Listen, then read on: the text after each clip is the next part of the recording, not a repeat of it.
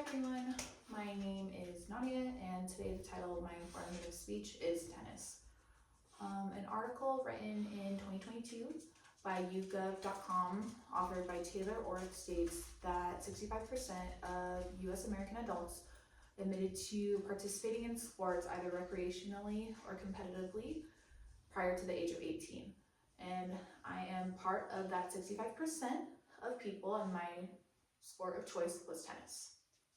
I started playing tennis when I was about 11 years old, and then I stopped playing competitively when I was 18.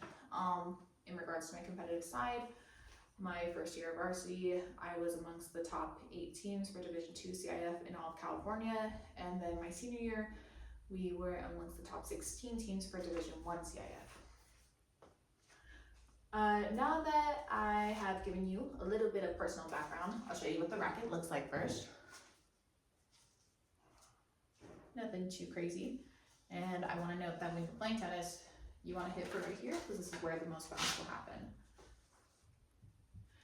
Now that you've seen my racket, we'll go over the core components of my speech, which are going over the definition and background history. After that, we'll go over some common movements, and then lastly, we'll go over briefly how the scoring system works. So, what is the definition of tennis? Britannica Dictionary defines tennis as a game that is played by either 2 people, which is singles, or 4 people, which is doubles, on a tennis court where a small ball is hit back and forth between rackets over a net.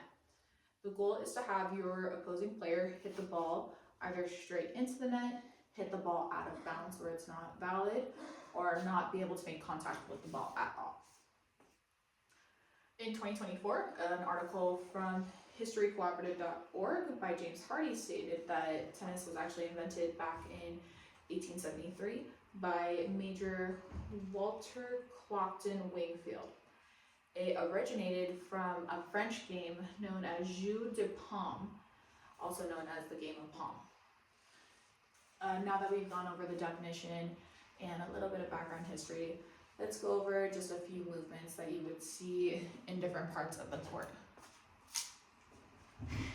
So in regards to playing at the back of the court, you'll see 3 common movements, one being the forehand, where you hold it in your dominant hand, start it off low, swing high and catch it over your shoulder. The next one's the backhand, which is very similar, but you're holding it with 2 hands, your dominant hand being at the bottom and your non-dominant being at top. And again, starting off low, hitting it off high. The next would be the shot that starts the whole game, which is the serve, where you toss the ball up high and hit it to where it has enough force to make it all the way over the net. Now going into shots that you will see from the middle of the court all the way to right at the net. You'll see something called a slice, which is something more advanced players typically do, which is very short, abrupt, and strong, just like that. And you also see something called an overhead, kind of like a serve. You would point at the ball as it's being thrown or hit to your side fairly high and slam it down really hard to show a lot of power. Typically, a lot of opposing players get really intimidated by that shot. And lastly, when you go to the net, you'll see something called a volley. Hold it high and just little punches on either side. Now that we have gone over some common movements, let's go over how the scoring system actually works. In a January 2025 article on sportingnews.com by Joe Rivera, Rivera actually described the scoring system in as simple as working in 3 phases: a game, a set, and a match. One game, well, let's actually break this down first before I start off with that. One game consists of 4 points. The first point is worth 15. The second point that you get bumps your score up to 30. The third point you get bumps your score up to 40.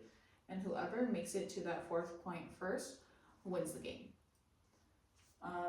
You need a total of 6 games in order to win a set, and it is important to note that you need to win by at least 2 or more.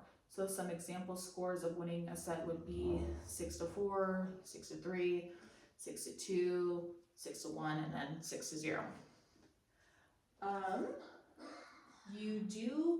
In order to win the match itself consists of 5 sets, and you need to win 3 out of the 5 sets in order to be considered the overall winner of the match.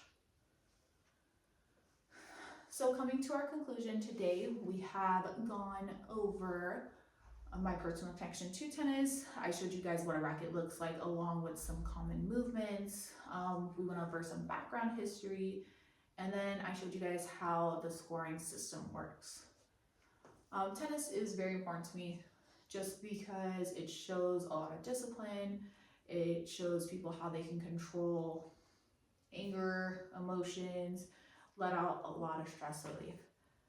Personally, to me, it's had such an impact in my life to where I got a tattoo from the famous tennis player Rafael Nadal tattooed on the side of my ribcage stating "Sin sufrimiento no hay felicidad," which is in Spanish, and it translates to "without suffering, there is no happiness." So there is my informative speech about tennis. I hope you guys enjoyed learning a little bit more about it.